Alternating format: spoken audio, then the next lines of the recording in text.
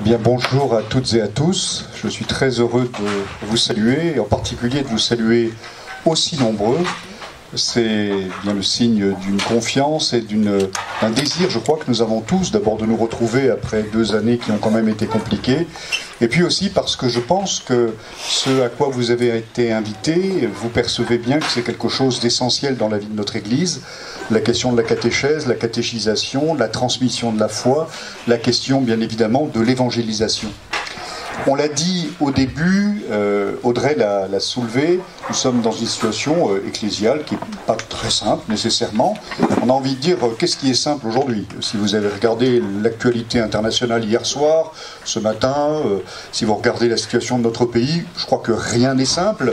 Mais nous ne faisons pas les malins. Dans notre Église, nous savons pourquoi les choses ne sont pas simples, et nous savons aussi les réalités difficiles qui l'ont traversée, qui la traversent encore, et dont nous souhaitons aussi que peu à peu, nous prenions la mesure d'un certain nombre de difficultés internes, de réalités profondes qu'il nous faut, je dirais, transformer dans la lumière du Seigneur. Mais ce que j'aimerais ce matin, ce que nous aimerions ce matin, et particulièrement en lien aussi avec le vicaire général, c'est éclairer le processus dans lequel nous sommes. Ce processus, un certain nombre d'entre nous, vous et d'entre nous, le connaissent très bien. Ils auront déjà entendu peut-être ce qui va être partagé ce matin. Je pense en particulier les prêtres, peut-être certains chefs de service. Mais vous savez bien que le propre de la pédagogie, c'est de répéter les choses. Donc les choses sont parfois dites d'une manière différente, elles sont dites dans un autre contexte. Et donc, je pense qu'il est heureux pour chacun d'entre nous peut-être de réentendre ou d'entendre pour la première fois un certain nombre de choses. Pourquoi? Parce que nous avons, non pas particulièrement ce matin, mais de manière générale dans notre Église catholique, et peut-être encore un peu plus en Occident aujourd'hui, à vivre et à approfondir une prise de conscience, non pas sur une transformation d'abord canonique, structurelle, institutionnelle, qui serait peut-être d'abord une vision, je dirais, administrative de l'Église, mais de comprendre le processus, comme aime dire le pape François, dans lequel nous sommes. C'est-à-dire le mouvement dans lequel est engagée notre Église et dont nous pensons et nous croyons dans la foi qu'il est d'abord et fondamentalement l'œuvre de l'Esprit Saint qui habite l'Église et qui, vous le savez bien, comme le disait un grand théologien au XIXe siècle, est l'âme de l'Église, l'Esprit Saint, et que cet Esprit Saint, comme Jésus nous l'a promis, c'est quand même pas rien, nous conduit vers la vérité tout entière, malgré les vicissitudes, malgré le péché des membres de l'Église, dont je suis moi-même un exemplaire. Et donc, ce que nous allons faire ce matin, c'est déployer cette réflexion pour vous montrer le moment dans lequel nous sommes de l'histoire, cette prise de conscience dans laquelle nous sommes et dans laquelle nous devons progresser, de ce que le pape François a appelé il y a presque 10 ans, jour pour jour, la conversion missionnaire de l'Église. Et en particulier la conversion missionnaire des diocèses. C'est le processus dans lequel nous sommes engagés. Peut-être certains découvrent cette formule. Oui, qui découvre la formule? Conversion missionnaire des diocèses. Il y a quand même un certain nombre, soyons clairs. Voilà. Et alors, nous allons vous en parler ce matin. Je vais prendre la parole d'abord, comme l'a rappelé Rachel, le vicaire général ensuite. C'est pas parce que c'est l'archevêque et le vicaire général. On aurait pu faire appel à d'autres personnes. Mais il se trouve que dans le processus dans lequel nous allons parler, nous sommes l'un comme l'autre engagés en première ligne. Pourquoi? Parce qu'avant de prendre la responsabilité que j'ai maintenant comme vice-président de la Conférence des évêques, j'ai été, vous le savez peut-être, pendant 3 ans, le président de la commission pour la catéchèse et le catéchuménat. Et c'est à partir de cette commission, avec plusieurs évêques qui étaient membres de cette commission que je présidais et j'accompagnais, l'archevêque de Lyon, monseigneur de Germay par exemple, monseigneur Caliste, monseigneur Christori qui est aussi dans notre province, à Chartres, monseigneur Thierry Braque de la Perrière, nous avons réfléchi à la situation dans laquelle nous sommes, nous avons réfléchi à la lumière de la dynamique que le pape François a donnée, et nous nous sommes dit, il faut que nous fassions ensemble un rassemblement pour que nous fassions le point pour l'Église catholique en France, non pas sur le fait de se dire il faut absolument qu'on se remotive pour la catéchèse, il y a quelque chose de beaucoup plus profond qui est en jeu, c'est de comprendre comment la catéchèse est en train de bouger, et a bougé déjà depuis un certain temps, et va continuer à en bouger dans un lien profond avec l'évangélisation, et le lien entre l'évangélisation et la catéchèse se fait particulièrement autour d'un mot un peu mystérieux qu'on appelle le kérigme. Il y avait le logo tout à l'heure, le kérigma. Et c'est pour ça que ce rassemblement, qui sera le point d'étape important vers lequel nous allons, toute l'Église de France ensemble, s'appellera Kérigma 2023, comme il y avait eu, certains s'en souviennent peut-être, Ecclésia 2008 ou 2009, Diaconia 2013, c'est le terme grec, que le père Rimbaud explicitera, parce que le deuxième qui est présent ici à vous parler et qui a compétence pour le faire, c'est bien évidemment le vicaire général, parce qu'il n'est pas seulement vicaire général, vous le savez bien, mais il est aussi professeur à l'Institut de catéchèse de l'Institut catholique de Paris, et à ce titre, il intervient bien évidemment sur ces sujets de manière essentielle et centrale. Et nous avons même eu l'occasion, durant les 3 ans qui viennent de se passer, de travailler ensemble sur ces sujets au niveau national. Donc voilà, ce n'est pas le hasard et la nécessité qui fait que, c'est pas qu'on n'aurait pas trouvé quelqu'un d'autre, mais on s'est dit finalement, pourquoi pas nous, puisque nous avons été au cœur du réacteur pendant ces derniers mois pour mettre en œuvre Kérigma, même si j'ai passé la main qu'un autre évêque prend désormais l'organisation de Kérigma en main. Alors, voilà, j'ai déjà perdu 5 minutes pour vous expliquer ça, mais il le fallait. Alors vous avez normalement un plan qui va vous être affiché, ou qui va vous être donné. Vous l'avez eu le plan? C'est bon? Voilà.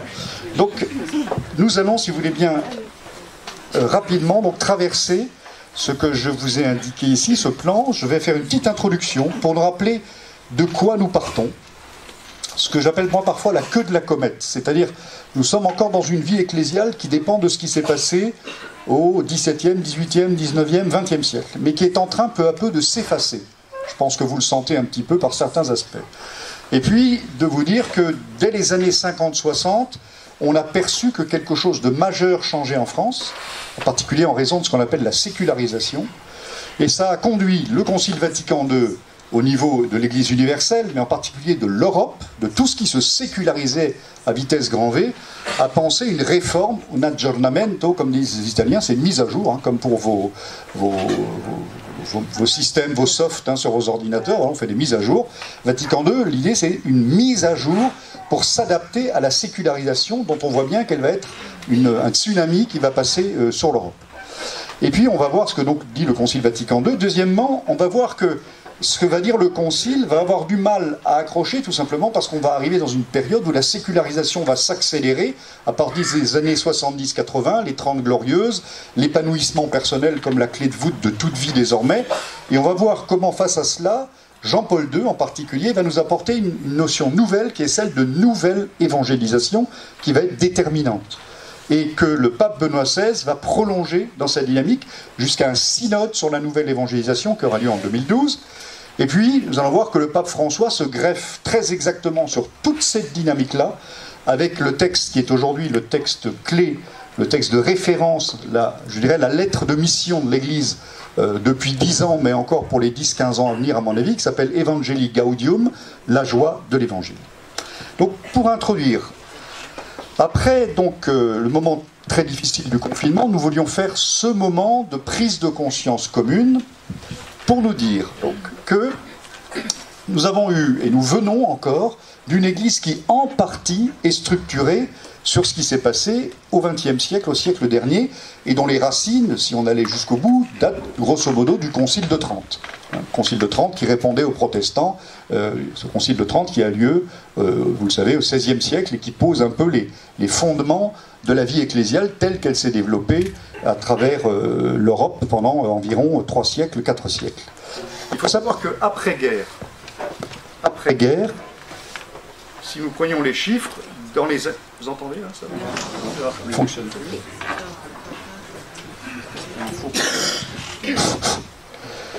Dans les années 50, donc après-guerre, il faut nous rappeler, et vous le savez bien, pratiquement 98% des Français étaient baptisés. 45% des Français allaient à la messe, même si on avait déjà des disparités extrêmement fortes. Par exemple, entre la Vendée, où vous aviez des paroisses où 90% des gens allaient à la messe, et la Creuse, où parfois il n'y avait que 5 à 10% de pratiquants, même dans les années 50-60. Mais ce qui est très intéressant de voir, c'est que malgré ces chiffres qui apparemment étaient excellents, commencent déjà à se manifester des phénomènes de décrochage par rapport à la foi dans l'Église de France. Il y a un livre qui est en ce sens-là tout à fait symbolique, qui a été écrit par quelqu'un qui s'appelle l'abbé Gaudin, je ne l'ai pas amené avec moi. André Gaudin, qui était un prêtre du diocèse de Saint-Claude au départ, donc je me suis pas mal intéressé à lui, qui a écrit un livre qui a fait l'effet d'une bombe en 1943. Il l'écrit avec un autre prêtre qui s'appelle l'abbé Daniel, et ce livre s'appelle « France, pays de mission ». C'est-à-dire il veut faire sortir d'une espèce de torpeur qui fait croire qu'en France, tout est catholique, que tout va très bien, et qu'il n'y a aucun problème d'évangélisation à opérer. Pourquoi? Parce que qu'est-ce que découvrent l'abbé Gaudin et l'abbé Daniel? C'est en particulier dans les banlieues parisiennes, le fait qu'il y a un effondrement de la pratique. Et cet effondrement de la pratique, donc des masses entières de personnes qui ont été baptisées, qui ne pratiquent plus, qui n'ont plus aucun lien avec leur Église, ce phénomène, on le sait déjà, et ça a été étudié en particulier par Daniel Hervieux-Léger, qui a écrit ce livre que vous connaissez peut-être, qui s'appelle non pas Catholicisme, la fin du monde, mais la fin d'un monde, pour dire que à partir des années 50-60 déjà, commence à s'effriter, à se fragiliser et ensuite à s'effondrer un monde qui s'était construit pendant des siècles, en particulier autour de la France catholique rurale. Une osmose entre la ruralité et le catholicisme. Un premier effondrement dans les années 60-70 avec l'exode rural, et qui avait déjà commencé dans les années 50. C'est pour ça qu'on avait créé tout un tas de foyers catholiques dans les grandes villes, parce que les jeunes qui arrivaient des campagnes cessaient de pratiquer, pratiquement tous. Ils n'avaient plus d'accroche paroissiale.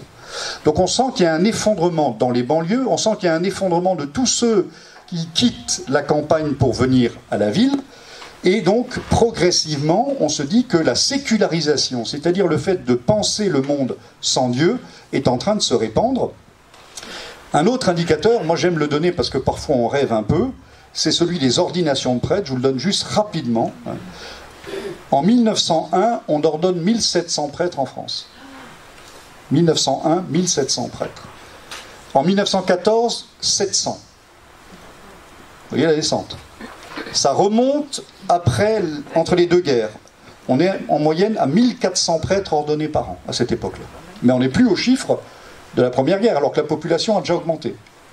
Et puis, à partir de 1947, on a de nouveau 1700 prêtres. Pourquoi? Parce qu'il y a eu tous ceux qui n'ont pas été ordonnés pendant la guerre. On fait une espèce de montée, et il y a une descente régulière de 47 à 61, continue, qui fait qu'en 1961, donc bien avant le Concile, 2-3 ans avant, on ordonne 500 prêtres par an. Alors que la population a beaucoup augmenté à cause du baby-boom.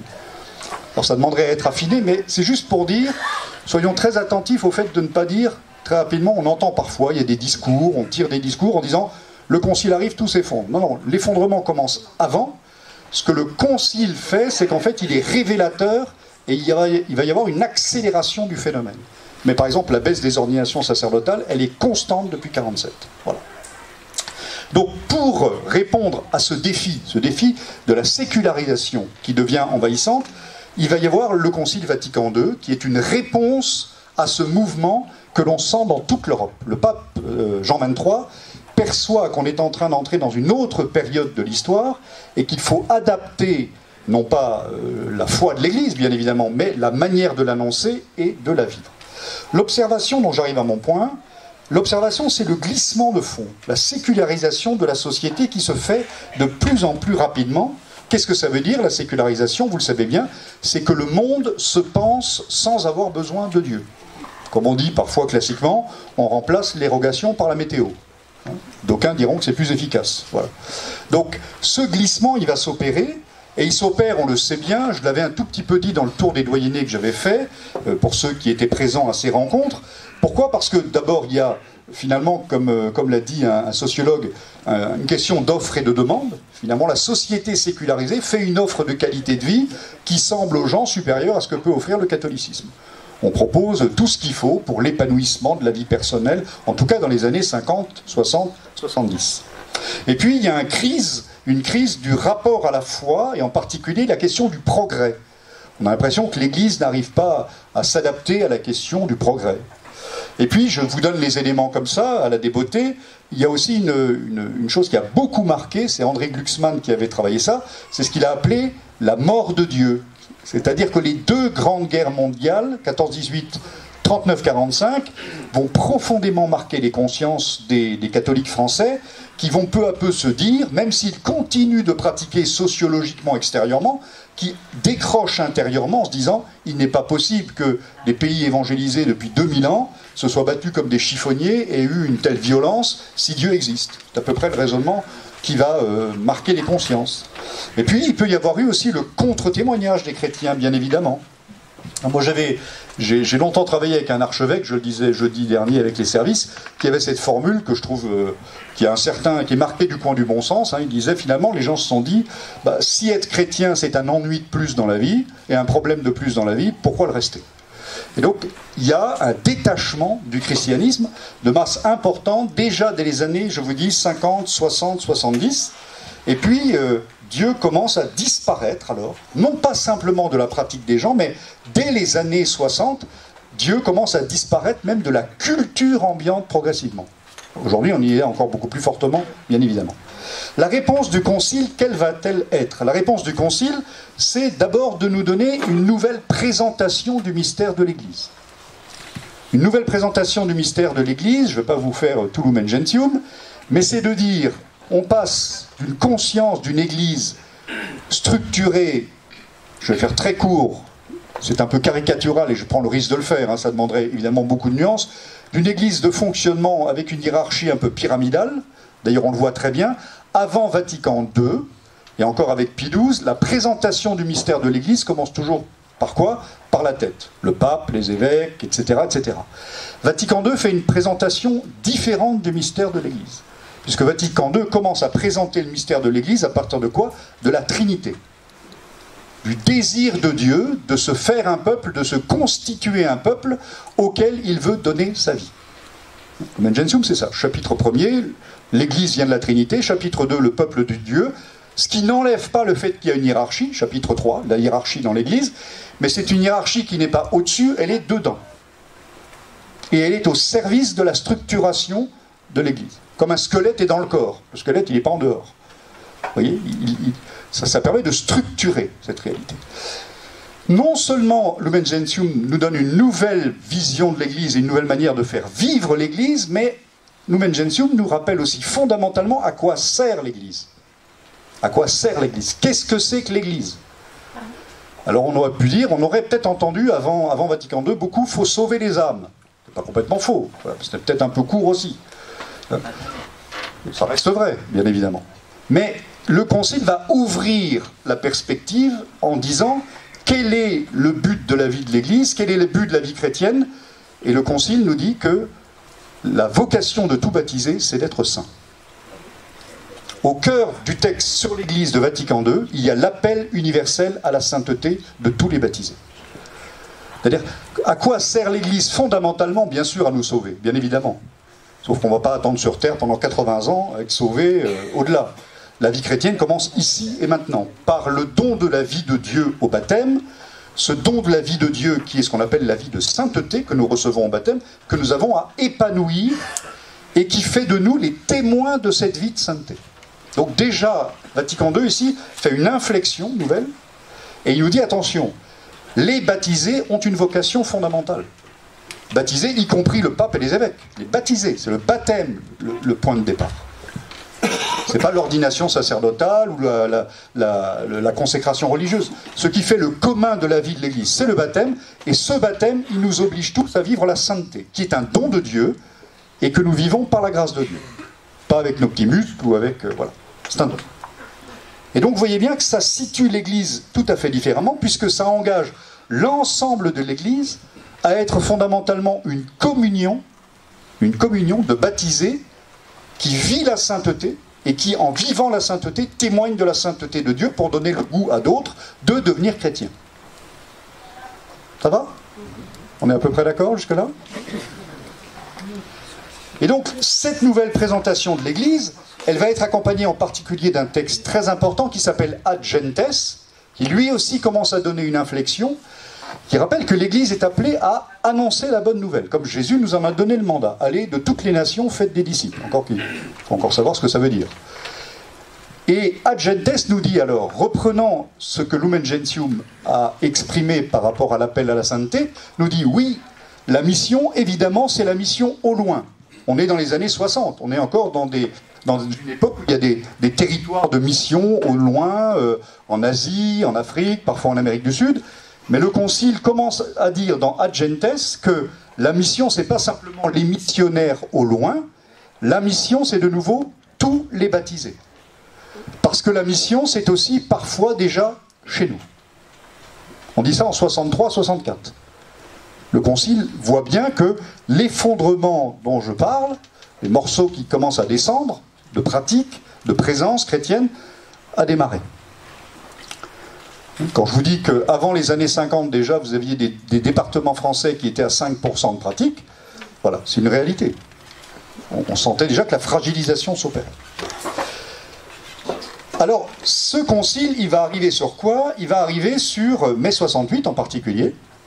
Et vous le savez bien, le mouvement de mai 68, qui est un profond moment de l'histoire de l'Occident, avec une aspiration de la jeunesse à plus de liberté, à une société moins clôturée, moins moralisante peut-être. En tout cas, le fait est que c'est l'épanouissement humain à la sortie du Concile, la rencontre avec mai 68, sur lequel je ne pose pas de jugement, c'est un constat, en tout cas, qui va faire que progressivement dans les sociétés occidentales, le critère central de la vie, c'est l'épanouissement personnel. On le voit bien aujourd'hui. On est presque à la fine pointe. Hein, voilà. Et donc, l'épanouissement personnel devient le centre du souci de la vie humaine, et avec comme corollaire, d'ailleurs, une dimension beaucoup plus individualiste de la société qui va se développer à partir de ce moment-là.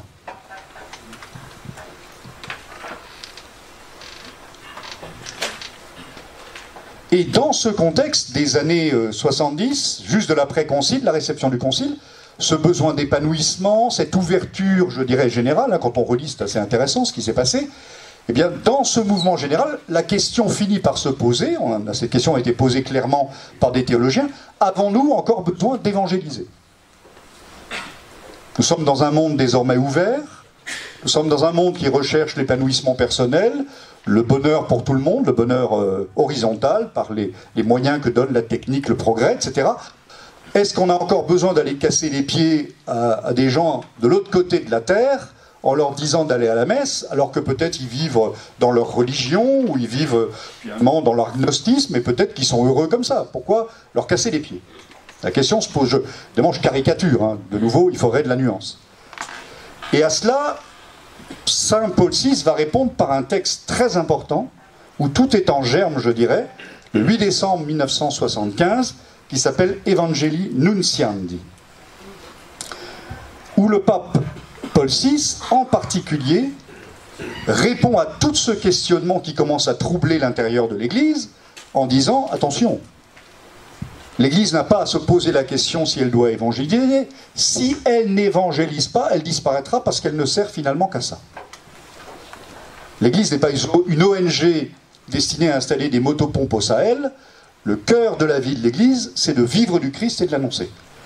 Une telle exhortation, c'est au numéro 5, hein, une telle exhortation, dit Paul VI, nous est parue capitale, car la présentation du message évangélique n'est pas pour l'Église une contribution facultative.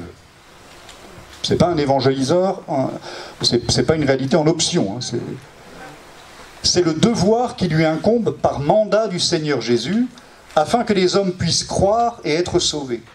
Oui, ce message est nécessaire, il est unique, il ne saurait être remplacé, il ne souffre ni indifférence, ni syncrétisme, ni accommodation, c'est le salut des hommes qui est en cause, c'est la beauté de la révélation qu'il représente. Il est la vérité, il mérite que l'apôtre y consacre tout son temps, toutes ses énergies, il sacrifie au besoin sa propre vie. Vous voyez, une espèce de solennité de la prise de parole de Paul VI. Deuxième temps alors, eh bien, c'est la prise de conscience de la nécessité d'une nouvelle évangélisation. Et ça commence avec le pontificat du pape Jean-Paul II. Jean-Paul II vient d'un autre monde. Il vient d'un monde où la culture de la sécularisation et la sécularisation de la culture est déjà en avance. Il y a eu en Pologne le nazisme et il y a le marxisme, et dans sa version la plus rude, le stalinisme qui s'est installé. Donc Jean-Paul II a pu observer, comme Karol Wojtyła et comme évêque de Cracovie, que quand une société se sécularise à grande vitesse, ça va très vite, et la culture change très rapidement. et qu'on se retrouve très vite face à des générations de gens qui ne savent plus rien de Dieu et de la foi. Même le mot Dieu finit par ne plus vouloir rien dire. Et donc, ce que Jean-Paul II va dire très rapidement, c'est, vous vous souvenez, il est élu en 1978, et dès les années 80, il va à Nowa Huta, en Pologne, son premier voyage apostolique, et dans la banlieue donc de Cracovie, à Nowa Huta, il va lancer cet appel à une nouvelle évangélisation. Alors en Occident, on va beaucoup se poser la question. D'abord, tout le monde va être un peu fâché avec lui. Hein, si on relit l'histoire, c'est assez intéressant et cocasse maintenant. On fait un peu la fine bouche en Occident. En disant, mais comment ça, ce pape venu de Pologne, quel est son problème? Il a besoin d'une psychanalyse, enfin vous voyez bien, hein, de quoi il parle. Nous, ça fait 1500 ans qu'on a évangélisé notre pays, l'Espagne, la France, l'Angleterre, de quoi il se mêle? Mais on n'avait pas compris ce que Jean-Paul II était en train de nous dire. Il était en train de nous dire, il y a quelque chose de nouveau qui vient, et vous ne le voyez pas encore, mais nous, dans les pays de l'Est, on le voit très bien. C'est-à-dire que on pensait que même si les familles ne transmettaient pas trop, la culture de fond de la société transmettait, mais détrompez-vous, cette culture se dévitalise très vite, et à un moment donné, plus rien ne transmet. Et la culture ne transmet plus. Regardez dans le langage aujourd'hui, il n'y a plus de vacances de Noël, il y a des vacances d'hiver. Pâques, c'est la fête du chocolat et des lapins. Enfin bon, voilà. Demandez autour de vous, vous voyez bien. Enfin, je n'invente rien, je fais vite, mais vous voyez bien.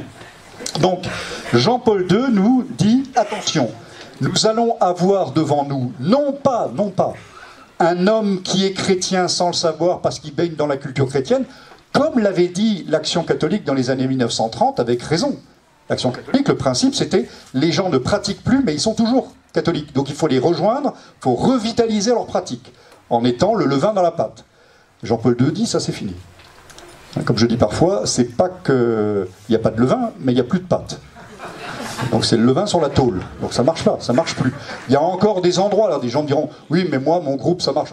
Oui, mais bien sûr, vous pouvez toujours trouver un endroit où ça marche encore, mais de manière générale, ça ne marche plus.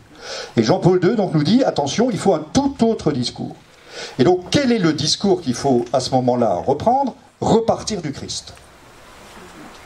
Il le dit dès sa première encyclique, le Christ Rédempteur. Et tout le travail de Jean-Paul II va être de dire, il faut revenir au Christ. Il ne s'agit pas d'essayer de dire à des gens qui ne croient plus, on a les mêmes valeurs, vous allez voir, on va s'entendre quand même. Ça, c'est fini. Ça, en 10 ans, ce sera passé, vous allez voir. Ça ne sert plus à rien. Parce que même quand on parle de valeurs, les mots qu'on utilise n'ont plus le même sens. Le mot amour, aujourd'hui, il n'a plus le même sens. Le mot dignité, même, moi, je vois ça en matière maintenant d'éthique. Comme vous le savez, je suis un peu engagé dans les discussions concernant les lois sur les bioéthiques. On voit bien, le mot dignité n'a plus le même sens pour tout le monde. La presse a réussi à changer le sens du mot dignité. Si vous regardez la Charte des Nations Unies et ce qu'on dit aujourd'hui sur la dignité, ça n'est plus le même sens. C'est un racket sur les mots. Voilà, on pourrait dire. Donc, qu'est-ce que nous dit le pape Jean-Paul II? Il s'agit donc de revenir au cœur, parce que dans l'Est, le marxisme a tué la foi, et parce que dans l'Ouest, c'est le consumérisme qui va l'écraser. Un monde de consommation qui donne l'illusion de pouvoir correspondre aux désirs du cœur de l'homme. Et donc, il s'agit de revenir, dit Jean-Paul II, à une annonce directe. Repartir du Christ pour annoncer le Christ. Pour annoncer ce qu'il fait pour nous. Et ça s'appelle le kérim. Laisser résonner le cœur de la foi. Jésus t'aime, il a donné sa vie pour toi, et il t'appelle à vivre une vie d'amitié avec toi, ici, maintenant, et que dans la vie éternelle. C'est une des formulations du kérim. Et donc, qu'est-ce que va faire le pape? Il va nous donner en particulier un texte qui s'appelle très important, mais qu'on a un peu oublié, qui s'appelle Novo Millennio Inunte, au début du 3e millénaire. Ce texte, il est donné après le grand jubilé de l'an 2000, où le pape Jean-Paul II fait le bilan après le grand jubilé. Vous vous souvenez peut-être, c'est une chose que ceux de moins de 20 ans ne peuvent plus savoir, mais le pape Jean-Paul II nous avait invité l'année 98, 99, 2000, 97 déjà, à faire 3 années de réflexion autour de la foi, une année de l'Esprit Saint, une année du Christ, une année du Père, et puis le grand jubilé de l'année 2000, les 2000 ans de l'incarnation. Et après le jubilé, le pape fait ce texte. Et qu'est-ce qu'il dit? Il dit, il faut repartir du Christ. Il le dit clairement. La route de l'Église pour le 3e millénaire, c'est, premièrement, on repart du Christ. Ça ne veut pas dire qu'il ne faut pas parler éventuellement des valeurs et de morale. Et d'ailleurs, vous savez que le pape demandera d'ouvrir toutes les réalités du monde au Christ. Aprite grande le porte a Cristo. C'est son discours le jour de son élection. Non avete paura. C'était ça. C'était, voilà, n'ayez pas peur du Christ. Laissez-le rentrer partout. Voilà. Et donc, le pape Jean-Paul II nous dit repartir du Christ, c'est-à-dire une relation avec lui.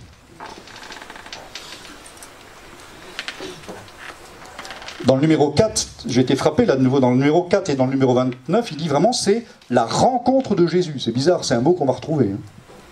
C'est la rencontre de Jésus dont il faut repartir. Il ne s'agit pas d'avoir une connaissance notionnelle de lui. Il faut le rencontrer. Est-ce que vous avez rencontré Jésus? Comme les pèlerins d'Emmaüs. Et puis, deuxièmement, immédiatement derrière, et ça je trouve ça magnifique, pardonnez-moi de partager mes exultations, mais une fois qu'il a dit repartir du Christ, c'est-à-dire il faut vivre de lui, il faut le connaître, il faut être dans l'intimité avec lui, immédiatement le pape dit la sainteté. Deuxième chose, la sainteté. Pour le 3e millénaire, la sainteté. Et en ça, Jean-Paul II est totalement fidèle au Concile Vatican II. Et il vient même dire du Concile Vatican II des choses essentielles que parfois on n'a pas encore enregistrées. On sait que pour qu'un concile rentre dans les mœurs et dans les têtes et dans les vies, dans les tripes, il faut 40, 50, 60, 70 ans, 80 ans, c'est toujours comme ça. Et donc le pape Jean-Paul II en particulier dit, c'est tout à fait frappant, il le dit dans Novo Millennio in Neunte, parlant de la sainteté, il dit d'abord la sainteté n'est pas inatteignable parce que c'est un don de Dieu, il ne faut pas oublier, c'est pas une affaire de muscles, d'ascèse, etc., c'est d'accueillir la vie du Christ qui nous invite à vivre le double commandement de l'amour. Aimer Dieu, aimer nos frères, de la manière la plus parfaite possible. C'est ça la sainteté. Et Jean-Paul II dit, très précisément, demander à un catéchumène « veux-tu être baptisé ?» équivaut à lui demander « veux-tu devenir un saint ?» Demander à un baptisé « veux-tu être baptisé ?» demander à un catéchumène « veux-tu être baptisé ?» équivaut à lui demander « veux-tu devenir un saint ?» Donc Jean-Paul II remet en pleine lumière l'appel universel à la sainteté du Concile. Benoît XVI va poursuivre ce mouvement. Le jour même de son élection, le lendemain de son élection, la première messe qu'il va célébrer le lendemain, il n'y a rien de plus beau que de connaître et de communiquer aux autres l'amitié avec Jésus. Le pape Benoît XVI se situe tout à fait dans la même ligne. Le cœur de la vie chrétienne, c'est l'amitié avec Jésus. C'est la rencontre de Jésus. Une dimension existentielle de l'amitié avec Jésus. Et le pape Benoît XVI dira même, très intéressant, parce que le pape François le reprend, ce qui me paraît intéressant, c'est que vous voyez aussi combien les papes sont en écho les uns des autres, qu'il n'y a pas de rupture dans leurs propos. Le pape François reprend ce que dit le pape Benoît XVI, ici dans Evangelii Gaudium, quand Benoît XVI dit « à l'origine du fait d'être chrétien », ce qui fait la source du christianisme, à l'origine du fait d'être chrétien, il n'y a pas une décision éthique ou une grande idée. Ce n'est pas une affaire de morale d'être chrétien, d'abord. Ce n'est pas une affaire de réflexion philosophique. Mais la rencontre avec un événement, avec une personne, grand P dans le texte, qui donne la vie à un nouvel horizon, et par là son orientation décisive. Et François continue, ayant cité Benoît, c'est seulement grâce à cette rencontre ou nouvelle rencontre avec l'amour de Dieu qui se convertit en heureuse amitié que nous sommes délivrés de notre conscience isolée et de l'autoréférence, c'est-à-dire le fait de tourner sur soi-même. Donc le pape Benoît XVI va faire ensuite deux choses importantes. Et je vais passer à ma troisième partie terminale. Il va faire une chose très importante en 2010. En 2010, que fait-il? Conformément à la dynamique de l'évangélisation voulue par Jean-Paul II, du fait que tout repose sur la rencontre de Jésus, il va faire passer en 2010 la catéchèse de la congrégation du clergé, c'est-à-dire qui s'occupe des prêtres, à la congrégation pour la nouvelle évangélisation. Et ça, c'est quelque chose de fondamentalement symbolique. C'est-à-dire, il est en train de dire, nous sommes dans une culture qui n'est plus chrétienne. L'évangélisation est essentielle, l'annonce de Jésus-Christ. Dans les familles, on ne transmet plus. Dans la culture, on ne transmet plus. À l'école, on ne transmet plus. Donc, la catéchèse qui était jusqu'alors liée au prêtre, à la personne du prêtre, pourquoi? Parce que la catéchèse, elle a été pensée, vous savez quand elle a été inventée, la catéchèse, hein, au moment du Concile de Trente. C'est qui a inventé la catéchèse? Je ne voudrais pas vous décevoir. Au contraire, vous enthousiasmez, hein, je ne sais pas, selon. C'est quelqu'un qui s'appelle Martin Luther, qui a inventé le catéchisme et la catéchèse telle qu'on l'a conduit pendant un certain temps. Et le Concile de Trente va reprendre l'idée de Martin Luther, c'est Saint Pierre Canisius, un jésuite en particulier, qui va écrire les premiers catéchismes catholiques pour répondre à la méthode protestante. Voilà. Et pendant tout un certain temps, bien évidemment, le catéchisme, c'était le curé. Puis il y a eu des catéchistes. Mais c'est quand même autour du curé que tout se jouait. Ça ne veut pas dire que ça ne va pas se jouer avec les curés. Attention, je rassure les curés, je ne vais pas mettre la révolution, voilà, mais quand même. Mais en faisant passer du clergé à la nouvelle évangélisation, le pape Benoît XVI nous dit qu'il y a quelque chose de très important qui bouge, c'est que la catéchèse, c'est un lieu d'évangélisation. Et que l'évangélisation doit être catéchétique. Ça fonctionne dans les deux sens.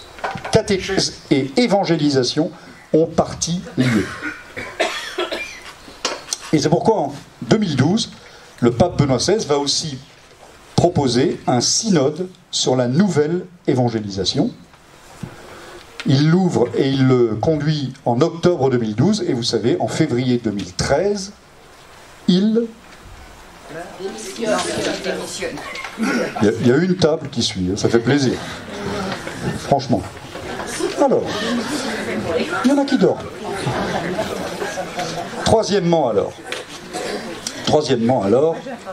le pape François. Le pape François et l'éclairage actuel. L'Esprit Saint a de la suite dans les idées. Ah mieux, hein, je sens que... Voilà. Le pape François arrive aux affaires, vous le savez, en mars 2013, et une des premières choses qu'il a à faire, c'est de donner le texte. Après chaque synode, il y a un texte qui est produit, une exhortation synodale. C'est le pape François qui va devoir faire l'exhortation synodale du synode de 2012, présidé par Benoît XVI sur la nouvelle évangélisation. Le pape qui arrive, François, argentin, il n'arrive pas les mains vides. Pourquoi? Il a été archevêque de Buenos Aires. Mais surtout, il a présidé, avant 2010, au sanctuaire d'Aparecida au Brésil, une rencontre de tous les évêques d'Amérique du Sud. Tous les évêques d'Amérique du Sud sont réunis. Et c'est lui qui pilote. Autour de quoi? De la question de la nouvelle évangélisation en Amérique du Sud. Ils ont le même problème que nous, quasiment. La sécularisation, et puis aussi une très forte poussée des évangélistes américains. Donc la question, c'est de dire comment transformer la vie de l'Église, répondre aux intuitions du Concile Vatican II face à la sécularisation, pour revivifier le corps ecclésial. Et ça va donner une rencontre donc d'1 mois, et pour laquelle Benoît XVI va prendre l'avion de Rome pour venir à Aparecidad encourager les évêques. Ça veut dire que ce qui s'est fait là a reçu un certain sceau pontifical. Et donc, cette rencontre va produire un texte qui s'appelle le texte d'Aparecidad, dont vous retrouvez à peu près, on va dire, 60 à 70% dans Evangelii Gaudium. Ce texte, dit d'Aparecida, qui va donner Evangelii Gaudium, c'est un texte sur quoi?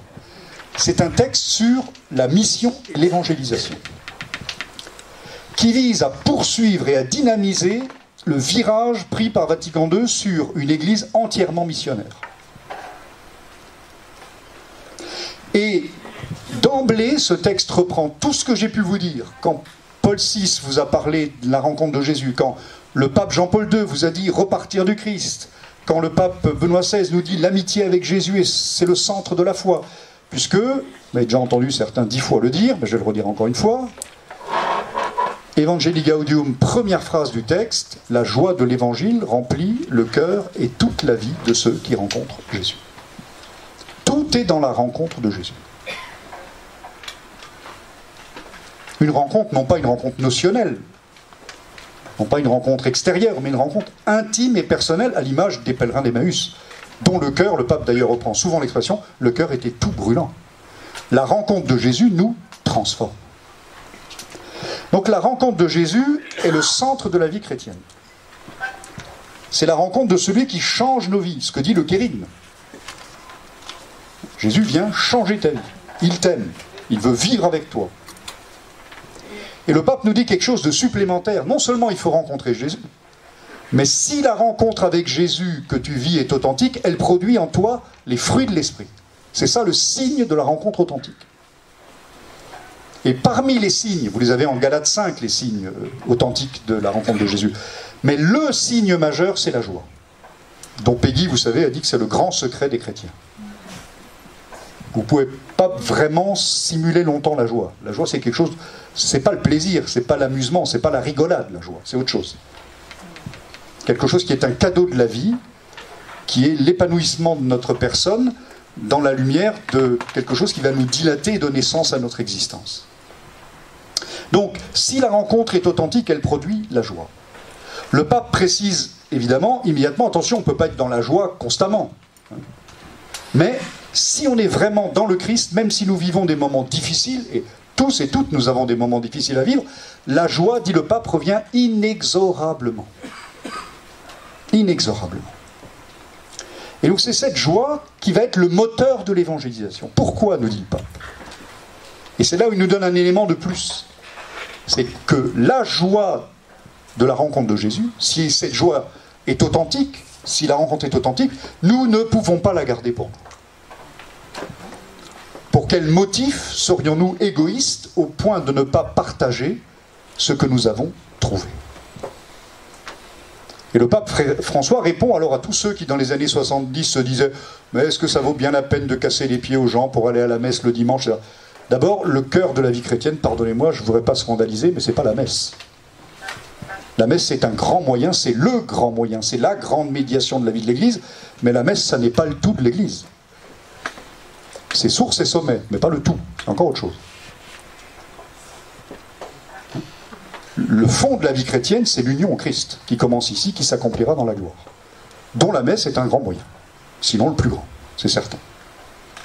Et donc, qu'est-ce que dit le pape? La question, par rapport à Paul VI, est-ce que ça vaut bien la peine de casser les pieds aux gens? Oui, parce que ce n'est pas la même chose, dit le pape François dans Evangelii Gaudium, ce n'est pas la même chose de traverser la vie en connaissant Jésus et en ne le connaissant pas. Ce n'est pas la même chose. Je pense que parmi nous, beaucoup pourraient, j'espère, une grande majorité en témoigner. Donc la joie se partage, elle se communique, et c'est ça ce que nous avons envie. Il va poursuivre le pape François, je vais m'arrêter, je suis quasiment beau, ça va? Super. Incroyable, un miracle ce matin. Il n'a pas débordé, pas trop. Donc, la joie de la rencontre, donc la joie de la rencontre, c'est ce qui nous met en sortie. Et moi, il m'arrive parfois de dire à des groupes que je rencontrais, je pense en particulier au diocèse précédent où j'étais, il y a quelqu'un dans la salle qui le sait bien parce qu'il était là parfois quand je le disais, voilà. Bonjour. Oui, je disais souvent à des groupes parfois qui venaient me dire « Mais Monseigneur, ça va pas ». Je dis « Écoutez, d'abord, regardez-vous dans la glace. Est-ce que vous donnez envie d'être chrétien ?» Pas mal, hein, comme truc.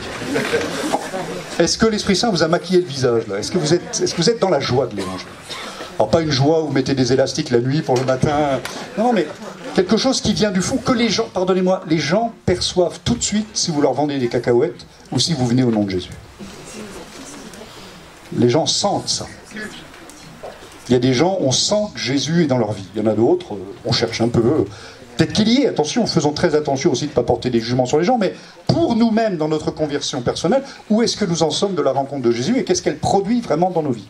C'est la vraie question à se poser. Vous savez, c'était la question à Chesterton, que faut-il réformer dans l'Église? Et il répondait au directeur d'un journal anglais qui lui posait la question dans les années 60, juste avant le concile, que faut-il réformer dans l'Église? À votre question, je réponds, vous et moi. C'est très sécurisant de vouloir changer l'organisation, les structures, l'administration. Ça rassure parce que ça évite de se poser la question sur sa petite vie à soi, son petit confort, ses petites pantoufles, ses géraniums. Non. La vie chrétienne, c'est une vie en sortie. Voilà. Donc qu'est-ce que va encore nous dire, je termine, le pape François? Il y a des textes sur la catéchèse alors qui vont nécessairement, et des appels aux catéchistes qui vont nécessairement résonner d'Evangelii Gaudium. En 2013 d'abord, vous connaissez ce texte, c'est l'intervention que le pape fait lors de l'année de la foi auprès des catéchistes, en parlant de la systole et de la diastole. Il prend une image de cardiologie pour nous dire qu'il y a deux mouvements dans la vie du catéchiste. C'est d'abord la vie qui nous conduit à Jésus, la rencontre avec Jésus. Il parle même de familiarité avec lui. Pourquoi? Pour devenir de plus en plus, ce qu'il disait dans Evangelii Gaudium, un vrai disciple. On ne peut pas évangéliser si on n'a pas d'abord été, et si on n'est pas d'abord un disciple. Et le disciple, c'est celui qui vit dans la relation et l'amitié avec son maître. Si nous n'avons pas de vie personnelle et intime avec Jésus, nous ne serons jamais disciples. Être baptisé, c'est l'enfance de l'art. Il suffit d'un bon célébrant, en 45 minutes, l'affaire est faite. Mais nous avons à devenir des disciples. Ça, c'est tout à fait autre chose. C'est-à-dire que notre vie de baptisé produise quelque chose.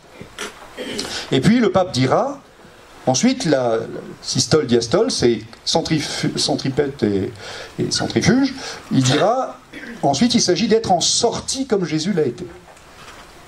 D'aller vers les autres et de proposer le Christ aux autres. Il dira dans une de ses dernières interventions, je le cite, « Le but de la catéchèse, qui est une étape privilégiée de l'évangélisation. » Vous entendez bien, la catéchèse est une étape privilégiée de l'évangélisation. Les deux sont liés. Celle de la rencontre de Jésus-Christ pour le laisser grandir en nous. Voilà ce que c'est que la catéchèse. C'est une évangélisation qui permet la rencontre de Jésus pour le laisser vivre en nous. Donc ça veut dire que le catéchiste doit être une personne qui laisse voir de manière tangible la personne de Jésus dans sa vie. C'est pourquoi le pape François va encore nous donner deux choses pour nous renvoyer à la manière de vivre en disciple. Il fera l'année de la miséricorde. Vous le savez, vous vous souvenez, 2016 ? Il dira que le cœur du message du kérigme, finalement, c'est la miséricorde de Dieu. C'est parce que Dieu est miséricordieux qu'il a envoyé son Fils pour qu'on vive de lui. Et il nous rappellera qu'il y a 14 œuvres de miséricorde que nous pouvons vivre, des œuvres matérielles et des œuvres spirituelles, pour ceux qui ne sauraient pas vraiment comment faire pour vivre comme un chrétien. Vous avez du mal? Tapez œuvre de miséricorde, puis vous trouverez la liste, vous allez voir. Il y en a toujours une qu'on peut faire par jour. Je vous conseille en particulier une œuvre de miséricorde spirituelle qui est écouter les personnes ennuyeuses. Ça va peut-être vous aider pour la fin de mon intervention. Dernière chose, j'ouvre pour mon frère et confrère, le vicaire général. Qu'est-ce que le pape François va encore nous donner indirectement, puisque c'est le travail du Conseil pontifical pour la nouvelle évangélisation, c'est le directoire pour la catéchèse, qui est le nouveau texte normatif pour la catéchèse dans l'Église, aujourd'hui, où, je vais très vite parce que le travail va être fait et va vous être donné, je ne veux pas tout déflorer, c'est que le kérigme est au cœur de la catéchèse. Qu'est-ce que c'est que la catéchèse? C'est transmettre le kérigme, de manière vitale. En se rappelant que le kérigme et la catéchèse ne sont pas des choses qui sont faites pour les enfants, c'est fini. On est dans la queue de comète de l'idée que catéchèse, catéchisme égale enfant. La conversion missionnaire de l'Église, c'est aussi de comprendre que désormais la catéchèse, c'est à tous les âges de la vie. Nous devons être en catéchisation permanente. Pourquoi? Parce que les questions changent sans arrêt, et nous-mêmes aussi. Et que la formulation du kérigme n'est pas la même quand on a 5 ans, 20 ans, 50 ans et 80 ans. Parce qu'il y a de nouvelles questions. Donc le kérigme est à reformuler sans arrêt. En soulignant en particulier, et j'en termine, c'est ma conclusion, que ça veut dire quoi? Ça veut dire que grosso modo, je fais de manière très lapidaire, vous voyez bien, ça demanderait des nuances de nouveau, mais quand même pour vous donner un éclairage pour terminer et conclure, le Concile de Trente, c'est l'invention de la catéchèse. On va se poser la question pendant 3 ou 4 siècles, essentielle, qui sera de dire qu'est-ce qu'on transmet? C'est l'orthodoxie de la foi. Dieu est un pur esprit, etc. Vous voyez, c'est question-réponse, qui n'est pas d'ailleurs nécessairement mauvais pédagogiquement, voilà. Toujours, ça doit s'articuler avec d'autres choses, hein. Mais voilà, c'est une question, une réponse. Le catholique doit être celui qui sait répondre à toutes les questions. Résultat des courses... ci sono problemi, hein. À partir des années 50, avec toutes les recherches en psychologie, en sociologie, on va beaucoup insister sur autre chose, sans oublier le contenu, on va insister sur la pédagogie. mais on va faire du pédagogisme, pardonnez-moi, un peu jusqu'à l'usure parfois. Voilà. Alors, les enfants de 12 ans, 5 à 13 ans, 8, voilà. On sélectionne, on découpe. C'est pas du tout faux, bien évidemment, puisqu'on sait très bien que selon les âges de la vie, on ne réagit pas de la même manière. Donc, il y a un travail important qui va se faire à ce niveau-là, il ne faut pas le négliger. Mais, ça nous avait peut-être obscurci un angle aujourd'hui dans un monde qui n'est plus de culture chrétienne, c'est qu'est-ce qui est aujourd'hui l'essentiel dans la catéchèse? Bien sûr, il s'agit de transmettre quelque chose qui n'est pas faux. Bien sûr, il s'agit d'avoir de la pédagogie, du savoir-faire, des savoir-faire. Mais l'essentiel, nous dit le DPC et Evangelii Gaudium, c'est celui qui fait la catéchèse. Le témoin. Celui ou celle qui annonce le kérigme. C'est la crédibilité du catéchiste aujourd'hui qui est au cœur. Sa propre rencontre avec Jésus. Qui doit transparaître dans sa mission. D'où l'importance, moi j'en ai parlé avec Monseigneur Fisichella, on avait un webinaire européen sur cette question quand est sorti le DPC. Moi je lui ai dit, il a été mon professeur à Rome autrefois, je lui ai dit, si je vous comprends bien, ça veut dire que le cœur désormais du catéchiste, disciple, missionnaire, c'est sa propre vie spirituelle d'abord. Il m'a dit, c'est exactement ça. La vie spirituelle du catéchiste. Sa propre rencontre intime, vaut mieux le dire quand même, voilà, qui est déterminante. Parce que les gens sentent très bien si on leur vend des brosses à reluire ou si on leur annonce quelqu'un. Voilà. Et donc ça veut dire la qualité de la vie spirituelle est essentielle. Et donc nous devons particulièrement être attentifs à cette question. Les disciples missionnaires, disciples de Jésus, rencontrant Jésus, ayant la joie de l'évangile, entretenant cette joie par leur vie spirituelle, qui ne peuvent pas la garder pour eux, pour la transmettre, et qui la transmettent entre autres dans la mission de catéchiste. Je laisse maintenant la parole au vicaire général. Merci beaucoup de votre écoute.